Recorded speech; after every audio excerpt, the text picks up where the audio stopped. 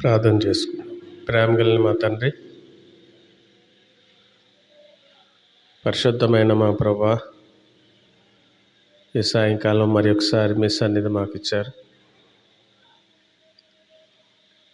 మొన్న ఆదివారం తర్వాత వారి కార్యక్రమంలో కడకట్టలో సిస్టర్ భూషణం వారి ఇంటి దగ్గర ఇన్స్టెంట్ గాస్పల్ మినిస్ట్రీ, నిన్న సంఘ ప్రార్థన, అలాగే ఈరోజు భాస్కర్ పుట్టినరోజు విషయంలో లక్ష్మిని కుటుంబాన్ని మీరు బలపరిచి భాస్కర్రావు గారి కుటుంబాన్ని జ్ఞాపకం చేసుకుని ఈరోజు భాస్కర్ విషయంలో మీరు ఇచ్చిన సంతోషాన్ని బట్టి మీకు వందనాలు స్తోత్రాలు చెల్లించుకుంటున్నాం.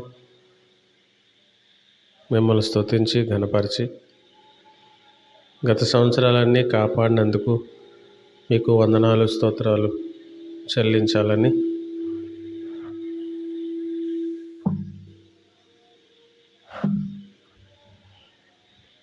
రాబోయే సంవత్సరాలన్నీ కాపుదల కొరకు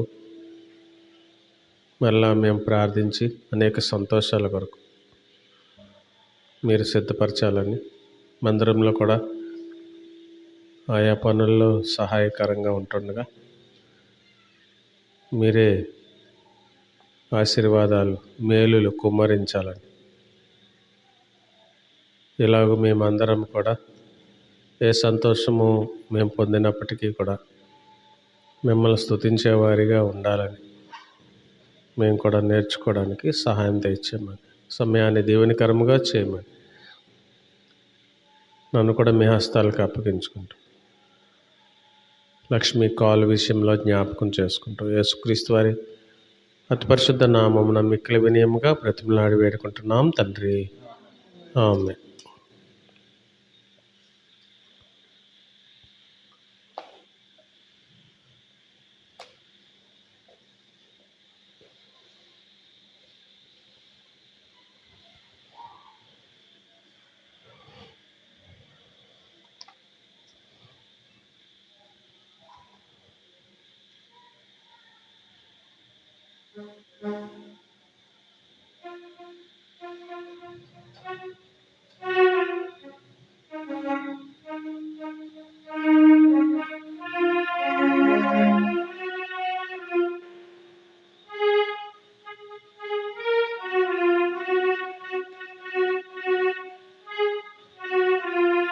నూట 61, 159 ప్రేమగల మా ప్రభువా.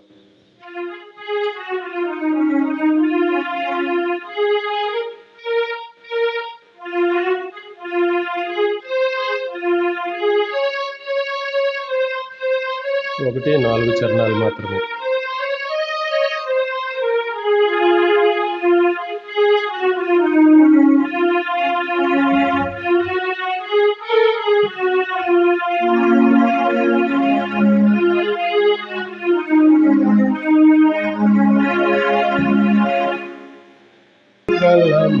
ప్రభువా ప్రేమయ్యున్నావయ్యా, ప్రేమ గల మా ప్రభువా, నీదు ప్రేమ నిత్యమైనది, కరుణతో నాకర్షించే. నీదు ప్రేమ నిత్యమైనది, కరుణతో నాకర్షించే. నిత్యముగా రుజువాయెను ప్రాణమిచ్చుట ద్వారానే. నిత్యముగా రుజువాయెను ప్రాణమిచ్చుట ద్వారానే. ప్రేమ గల ప్రభువా ప్రేమయ్యున్నావయ్యా, ప్రేమ గల ప్రభువా, మరణమంతచుగాని నీవు ఎన్నడు మరువవు. తల్లి అయినా మరచుగాని నీవు ఎన్నడు మరువవు.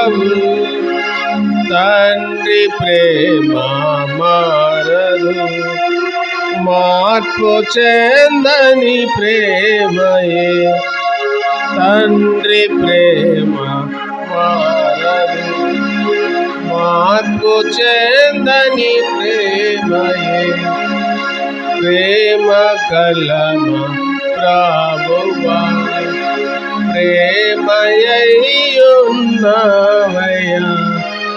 ప్రేమ గల ప్రభువా.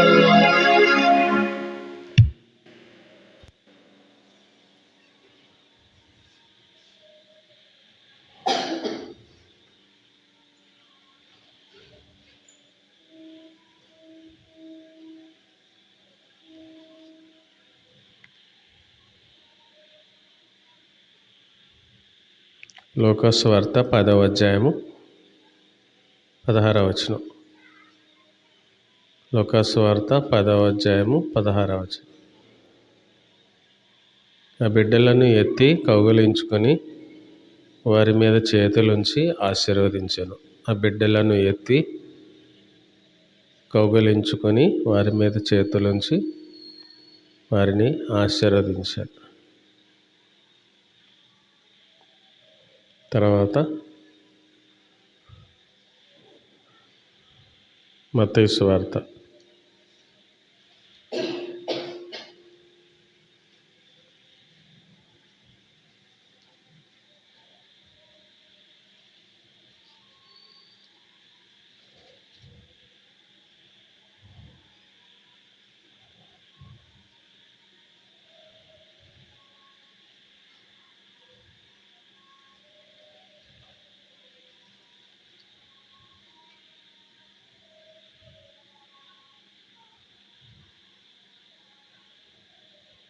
2వ అధ్యాయము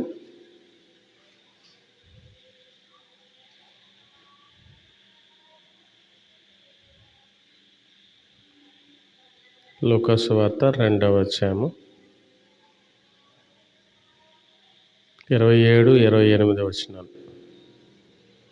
అంతటా ధర్మశాస్త్ర పద్ధతి చొప్పున ఆయన విషయమై జరిగించుటకు తల్లిదండ్రులు శిశువైన యేసును దేవాలయంలోనికి తీసుకొచ్చినప్పుడు అతడు తన చేతులలో ఆయనని ఎత్తుకుని దేవుణ్ణి స్తుతించుచు ఇట్లనెను. అదే అధ్యాయము 2వ అధ్యాయము 52వ వచనం. యేసు జ్ఞానమందును వయస్సునందును దేవుని దయందును మనుషుల దయలందును వర్ధిల్లుచుండాను. ప్రేమగల మా తండ్రి, భాస్కర్ విషయంలో ఇచ్చిన ఈ సంతోషాన్ని బట్టి మీకు వందనాలు.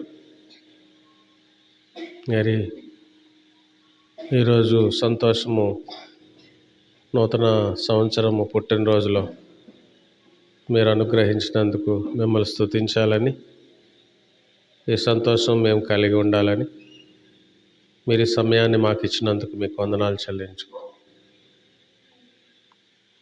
ఈ బిడ్డను మీరు దీవించటకు గాను ఆశీర్వదించటకు గాను రాబోయే సంవత్సరాలన్నీ ఎంతో సంతోషదాయకంగా ఉండుట కొరకు మీరే ఈ సమయాన్ని దీవెనకరంగా చేయండి. ఈ వాక్య భాగాలు తన జీవితంలో ఈ మాటల ద్వారా, అలాగే మందిరంలో పనిచేయట్లో బాల్య దశలోనే మరి మారు మనసు పొందట్లో మీరే సహాయం దయచేయమని యేసుక్రీస్తు వారి అతి పరిశుద్ధ నామమున మిక్కిలి వినయముగా బ్రతిమలాడి వేడుకుంటున్నాం తండ్రి. ఆమేన్. యేసు ప్రభు యొక్క బాల్యంలో కూడా సుమియోను అని ఒక మనుష్యుడు 25వ వచనం. లూకాసు వార్త 2వ అధ్యాయము 25వ వచనం. సుమియోను ఒక మనుష్యుడుండెను, అతడు నీతిమంతుడును భక్తిపరుడునై ఉండి ఇశ్రాయేలు యొక్క ఆదరణ కొరకు కనిపెట్టువాడు, పరిశుద్ధాత్మ అతని మీద ఉండెను. యేసు ప్రభువు ఒక మానవుని మాదిరిగా, శరీరధారి అంటే పిల్లలకి అర్థం అవ్వదు, ఒక మనిషిని మాదిరిగా జీవించాడు. ఎందుకు అంటే మనం కూడా అలా జీవించాలని. మనము మనుషులమే కానీ మనుషుల్లాగా జీవించం చాలాసార్లు. కానీ యేసు ప్రభు ఒక మనిషి ఎట్లా జీవించాలో ప్రారంభం నుండి బాల్యంలో ఇది జరిగింది. దేవుడు యేసు ప్రభు, ఆయన దేవుడు, యేసుక్రీస్తు అందరికీ ప్రభు. కానీ బాల్యంలో ఎవరి దగ్గరికి తీసుకురాబడ్డాడు? సిమియోను అనేటువంటి ఒక భక్తిపరుడు. పిల్లలు ఎప్పుడూ కూడా అట్లా భక్తి కలిగిన వారి దగ్గర, సేవకుల దగ్గర. సమూయేలు ఎక్కడున్నాడు? మొదటి సమూయేలు గ్రంథము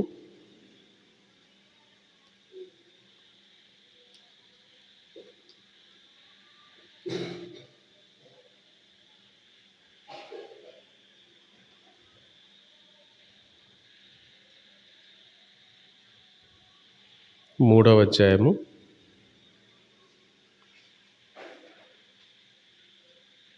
1వ వచనం. బాలుడైన సమూయేలు ఏలీ ఎదుట, అర్థమవుతుందా నీకు భాస్కర్? బాలుడైన సమూయేలు ఏలీ ఎదుట యెహోవాకు పరిచర్య చేయుచుండెను. అట్లా పెరగాలని. యేసు ప్రభువు కూడా చిన్నగా, ఇంకా శిశువు, ఇంకా పెద్దవాడు అవ్వల, శిశువు అని రాసి ఉంది ఇక్కడ. తీసుకొచ్చి మరి ఈయన ఎవరు అంటే సిమియోను, నీతిమంతుడు, భక్తిపరుడు, ఇశ్రాయేలు యొక్క ఆదరణ కొరకు కనిపెట్టుకునేవాడు. పరిశుద్ధాత్మ ఆయన మీద ఉంది, అంటే దేవుని సేవ చేసేవాడు అన్నమాట. ఇప్పుడు ఈ తల్లిదండ్రులు మామూలుగానే ఒక మానవులు మనుషుల విషయంలో ఎట్లా చేస్తారో దేవుని కుమారుడైన యేసుప్రభు విషయంలో కూడా అట్లా తీసుకొచ్చినప్పుడు మరి చేతుల్లోకి వేసి అతడు తన చేతులలో ఆయనను ఎత్తుకొని దేవుణ్ణి స్తుతించాడు. కాబట్టి మనము ఏ విషయంలోనైనా దేవుని స్తుతించేవారిగా మనం ఉండాలి. తర్వాత యేసుప్రభు బాల్యంలో ఎట్లా వర్ధిల్లాడో రెండో మాట చదువుకున్నాం. భాస్కర్ కూడా అట్లాగే జ్ఞానమందును వయస్సునందును. ఆ పైన చూస్తే దేవాలయంలోనే కూర్చుని 46వ వచనం, 2వ అధ్యాయం 46వ వచనం. 3 దినములు అయిన తర్వాత ఆయన దేవాలయంలో బోధకుల మధ్య కూర్చుండి, ఎంత వయసు ఉంది? ఇంకా చిన్నవాడు యేసుప్రభు. కాబట్టి యేసుప్రభు యొక్క జీవితాన్ని మనం చూడాలి బాల్యం నుండి.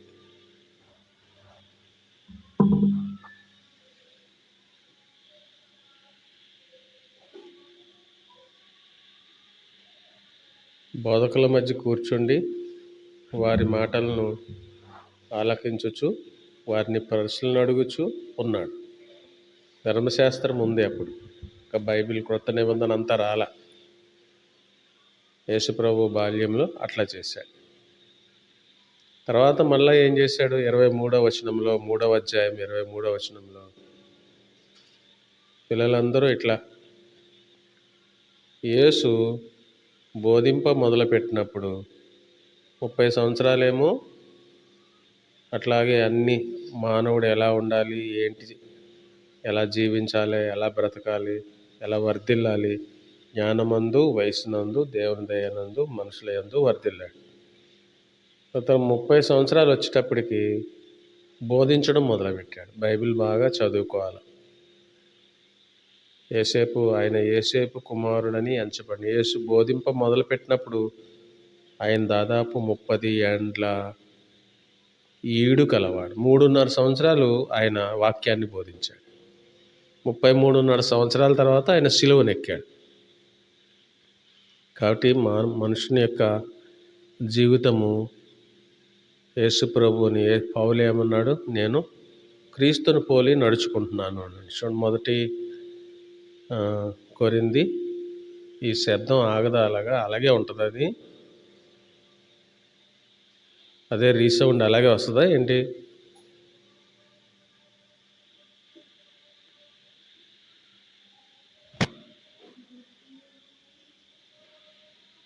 ఇప్పుడు చూడండి మీరు పిల్లలు, ఈ మనం మాట్లాడుకునే మాటలన్నీ కరెక్టా కాదా అనేది చూడండి.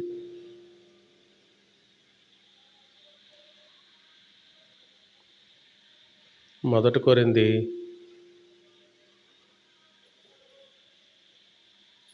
11వ అధ్యాయము మొదటి వచనం.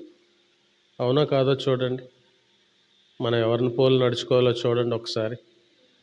నేను క్రీస్తుని పోలి నడుచుకున్న ప్రకారము మీరును నన్ను పోలి పౌలు అంటున్నాడు ఈ మాట. పౌలు సేవకుడు, భక్తుడు, అపోస్తలుడు కాబట్టి క్రీస్తునే చూసుకుంటూ ఆయన ఎలా జీవించాడో అట్లాగే జీవిస్తున్నాడు. మనం కూడా అంతే. యేసుప్రభుని యేసు వైపు చూచుచూ అని ఉంది హెబ్రీయులకు రాసినటువంటి పత్రికలో. ఆయన వైపు చూడడం, ఆయన ఎలా ప్రవర్తించాడో. ఇంకో ముఖ్యమైనది ఆశీర్వాదం కొరకు చదవడానికి ముందు ప్రసంగి గ్రంథము ఏం చేయాలో అక్కడ ఉంది. పుట్టినరోజు జరుపుకునే దానికి ముందు ఏం చేయాలో ఉంది అక్కడ. ప్రసంగి గ్రంథం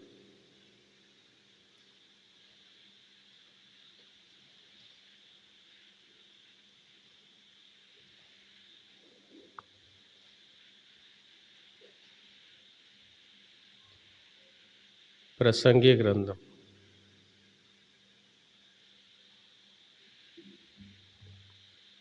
12వ అధ్యాయం 2వ వచనం చివరి భాగం. నీ బాల్య దినములందే 12వ అధ్యాయము నీ బాల్య దినములందే నీ సృష్టికర్తను స్మరణకు తెచ్చుకొనుము. అట్లా ఉండాలి. పుట్టినరోజులు జరుపుకుంటూ ఉండాలి సంతోషంగా. బాల్య దినములు ఇవన్నీ బైబిల్లో ఉన్నాయి. నీ బాల్య దినముల యందే నీ సృష్టికర్తను స్మరణకు తెచ్చుకొనుము. అప్పుడు చివరిలో మనం చదువుకున్న మాట మార్కు సువార్త. అట్లా భాస్కర్ని దేవుడు ఆశీర్వదించాల. దాని కొరకు మరి ఇంకొక మాట మనం చదువుకుందాం చివరిలో. మార్కు సువార్త ఇందాక మనం చదువుకున్నటువంటి మాట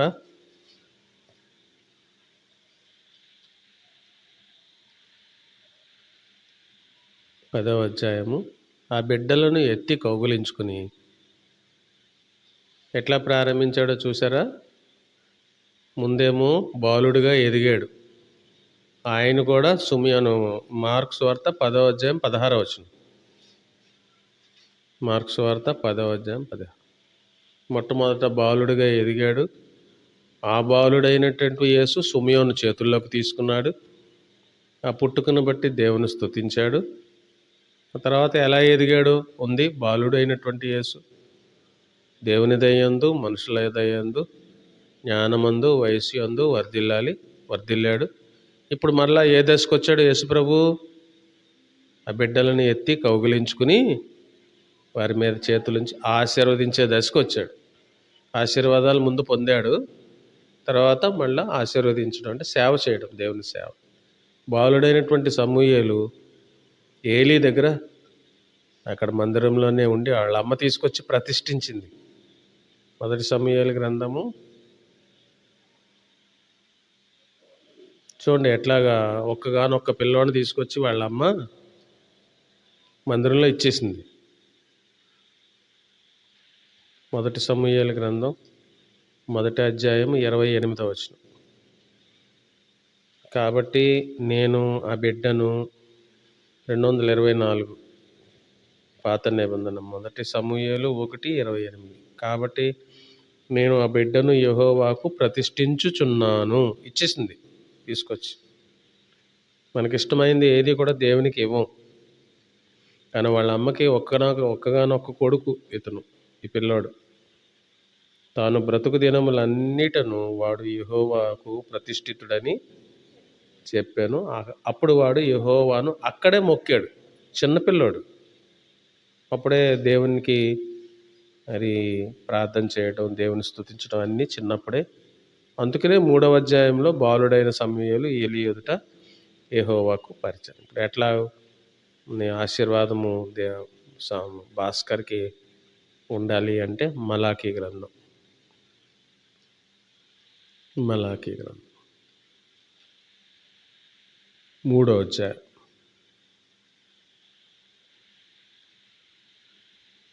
పట్టజాలనంత విస్తారముగా దీవెనలు కుమ్మరించేదను. 3వ అధ్యాయము 10వ వచనము చివరి భాగం 786. 3వ అధ్యాయము 10వ వచనము చివరి భాగం. పట్టజాలనంత విస్తారముగా దీవెనలు కుమ్మరించేదను. కాబట్టి రాబోయే సంవత్సరాలన్నీ కూడా భాస్కర్కి అట్లా ఉండాలని దేవుడు ఎన్నో దీవెనలు కుమ్మరించాలి. చదువులో మంచి జ్ఞానం. చిన్నప్పటి నుండి భయభక్తులు కలిగినటువంటి వారికి పెద్ద అయిన తర్వాత ఆశ్చర్యకార్యాలు జరుగుతాయి. ఏంటి అంటే మీకు చెప్తున్నాను, పాస్ అవ్వము అనుకున్నటువంటిది పాస్ అయిపోతాం. సీట్ రాదు అనుకున్నాము, సీట్ వచ్చేస్తుంది. ఉద్యోగం మనం సరిపోము, మనకు రాదు అనుకున్న ఉద్యోగం మనకు వచ్చేస్తుంది. అట్లా చిన్నప్పటి నుంచి భయభక్తులు కలిగి ఉన్నటువంటి వారికి దేవుడు అక్కడే శ్రద్ధ పెట్టం. మనం ఆడుకుంటూ పాడుకుంటూ అన్ని పనులు చేసుకుంటూ కాస్త భక్తిగా ఉండండి అంటే ఇష్టపడరు. మీరు కాదు, చాలామంది. మీరు యూత్ మీటింగ్కి వచ్చి కూర్చుంటున్నారు, దాదాపు ఇంకెవరైనా మంచి స్పీకర్ ఎవరైనా వస్తే 50-60 మంది ఉంటున్నారు. ఓ మాదిరిగా ఉన్నవాళ్ళు అయితే ఒక 40 మంది ఖచ్చితంగా ఉంటున్నారు. అట్లా ఉండేవారిని దేవుడు చక్కగా తర్ఫీదు చేసి ఆయన ఏమన్నాడు, నేను సాత్వికుడను దీన మనసు కలిగిన వాడును. మత్తయి సువార్త 11వ అధ్యాయం. వినండి సరిపోద్ది, నువ్వు తీయి, మిగిలిన వాళ్ళు వింటే సరిపోద్ది. నువ్వు తీ బ్రైటీ. మత్తయి సువార్త ఆయన దగ్గరకు వచ్చి నేర్చుకోమంటున్నాడు. మాస్టర్ ఆయన, అసలు మాస్టర్ ఆయన. మత్తయి సువార్త 11 ఆయన దగ్గరికి వెళ్ళి కూర్చోండి. ప్రైవేట్కి వెళ్తున్నారా మీరు? ప్రైవేట్ వెళ్ళట్లేదా? 10థ్లోకి వచ్చావు, నువ్వు ప్రైవేట్కి వెళ్ళట్లేదా? నువ్వు 10థ్లో ఉన్నప్పుడు వెళ్ళేవా ప్రైవేట్కి? ఇంకెక్కడికి వెళ్ళా, మీకు అక్కడే సరిపోతుంది కదా. వీళ్ళు గవర్నమెంట్ స్కూల్లో వాళ్ళు ప్రైవేట్లకి వెళ్తారు. అదే ప్రైవేట్లకి వెళ్తారు, ఎందుకంటే మాస్టర్ దగ్గర నేర్చుకుంటే సబ్జెక్ట్ ఇంకా బాగా వస్తుందని వాళ్ళు గవర్నమెంట్ స్కూల్స్లో వాళ్ళు ఎక్కువ వెళ్తారు. ఇప్పుడు మనకు మాస్టర్ ఎవరంటే యేసుప్రభువే. ఇక్కడ నా యొద్ద నేర్చుకొనుడి అని ఉంది చూడండి, 11:28. నేను సాత్వికుడను దీన మనసు గలవాడును కనుక మీ మీద నా కాడి ఎత్తుకుని నా యొద్ద నేర్చుకొనుడు. నేను ఇక్కడ ఇంత పెద్ద మాటలు మీకు అర్థం, జీవితం అంతా నెమ్మదిగా ఉంటుంది. అప్పుడు మీ ప్రాణములకు విశ్రాంతి దొరుకును. అంటే ఇంకా ఏ విధమైనటువంటి ఇబ్బందులు లేకుండా దేవుడే మన పక్షంగా అన్ని కార్యాలు జరిగిస్తాడు. బైబిల్లో ఏముందంటే మీ మార్గమును ఆయనకు అప్పగించుడి. అట్లా ఈ భాస్కర్కి అలాగ భవిష్యత్తు అంతా. ఇప్పుడు చదువుకునేటప్పుడు పెద్దగా మీకు ఏమీ ఇబ్బందులు ఉండవు. తల్లిదండ్రులే అన్ని బాధ్యతలు చూస్తారు. తర్వాత వివాహాల విషయం కానీ, ఉద్యోగాల విషయం కానీ, కుటుంబాలు ఏర్పడే విషయాలు కానీ, ఇంకా చాలా రకాలైన అవసరాలు ఉంటాయి. అవన్నీ కూడా దేవుని ద్వారా మనకి తీర్చబడాలి. కాబట్టి భక్తిగా ఉండాలి. అన్నిటితో పాటు అన్నీ ఆడుకోవాలి, పాడుకోవాలి, అన్ని చోట్లకి స్నేహితులను కలవాలి. అట్లా అన్నిటితో పాటు భక్తిగా ఉండాలనేటువంటి ఇది కూడా ఉండాలి. సరేనా? అందరికీ అర్థమైందిగా మాట. ఇప్పుడు ఎలాగ కుమ్మరించాలి, ఎలాగ పట్టజాలనంత విస్తారమైనటువంటి దీవెనలు. ఇంగ్లీష్ ఉందా ఇక్కడ? ఇంగ్లీష్లో ఏముందో చూడండి.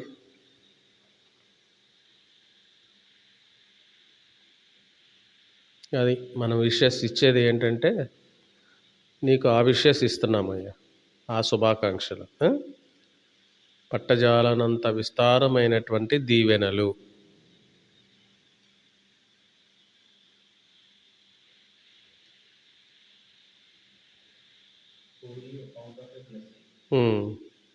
ఏంటది? ఫర్ యూఆ, FOURA, పోరా, పోయడం. పోర్ అంటే ఇట్లా పోయడం. పోర్ తెలుగులోనే బాగుంది. Abundant blessings.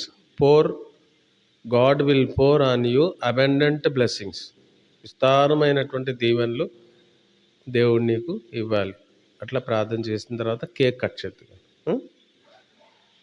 ఇప్పుడు అన్నీ వచ్చినాయి, నీకు సంబంధించినవి అన్నీ వచ్చినాయి కదా. సమూయేలు అలాగే ఉన్నాడు నీకులాగా.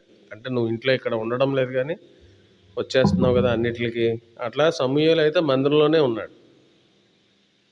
ప్రేమగల మా తండ్రి, పరిశుద్ధమైన మా ప్రభువా, మీ పాద సన్నిధిలో ప్రార్థిస్తున్నాము. ఇచ్చిన ఈ మంచి సమయాన్ని బట్టి మీకు వందనాలు. పిల్లలు మరి విక్టోరియా, అలాగే రూపా, రూబీ, బ్రైటీతో పాటు విక్టోరియా కూడా వచ్చింది. లక్ష్మి గురించి మేము ప్రార్థిస్తూ ఉన్నాము. సహాయపడి స్వస్థపరచండి. భాస్కరరావు గారు జ్ఞాపకం చేసుకుంటున్నాం. అట్లా వనిత కూడా వచ్చి వెళ్ళింది ఈ మధ్య. కుటుంబాన్ని బట్టి ప్రార్థిస్తున్నాం. ప్రతాప్ కుటుంబాన్ని బట్టి ప్రార్థిస్తున్నాం పిల్లల కొరకు. భాస్కర్ మరి కీబోర్డు కూడా కొనుక్కున్నాడు. చక్కని తలాంతులు మీరు ఈ బిడ్డకు దయచేయండి. కొన్ని మాటలు పట్టజాలన అంత విస్తారమైనటువంటి దీవెనలు మరి తనకు మీరు అనుగ్రహించమని, అట్లాంటి ప్రభువా ఆశీర్వాదం మరి రాబోయే సంవత్సరాలన్నీ చదువులో మంచి జ్ఞానం దయచేయండి. అట్లా తన యేసు ప్రభు జ్ఞానమందు, వయసునందు, దేవుని దయందు, మనుషుల దయందు వర్ధిల్లినట్టుగా బిడ్డను వర్ధిల్ల చేయండి. అలాగే మరి మీరు చిన్న బిడ్డల్ని ఎత్తుకుని కౌగిలించుకుని ఆశీర్వదించారు. అట్లా బిడ్డను ఆశీర్వదించారు. అది రాబోయే దినాల్లో మీ కాపుదల, ప్రమాద కీడుల నుండి తప్పించండి. అనేక సంతోషాలు తనకు అనుగ్రహించండి. అలాగే విక్టోరియా 10th మంచి రిజల్ట్ కొరకు ప్రార్థిస్తున్నాం. రూపా, రూబీ, బ్రైటీ వాళ్ళ చదువుల్లో తోడుగా ఉండండి. లక్ష్మి మళ్ళీ డ్యూటీలో జాయిన్ అవ్వడానికి సహాయపడండి. అలాగే తిమోతి గారిని బట్టి, మరియమ్మను బట్టి ప్రార్థిస్తున్నాం. రాంబాబుని బట్టి, నర్మదాని బట్టి ప్రార్థిస్తున్నాం. అలాగే శ్రీ విద్యను కూడా జ్ఞాపకం చేసుకున్నాం. చదువుకుంటుండగా కాపుతలేవాడు. ఈ కేకు కట్ చేస్తుండగా సంతోషానికి గుర్తుగా ఈ కేకును దీవించండి. దీన్ని కట్ చేస్తుండగా సహాయపడండి. సంతోషాన్ని అధికం చేయండి. యేసుక్రీస్తు వారి అతి పరిశుద్ధ నామమున మిక్కిలి వినయముగా బ్రతిమలాడి వేడుకుంటున్నాం తండ్రి. ఆమేన్.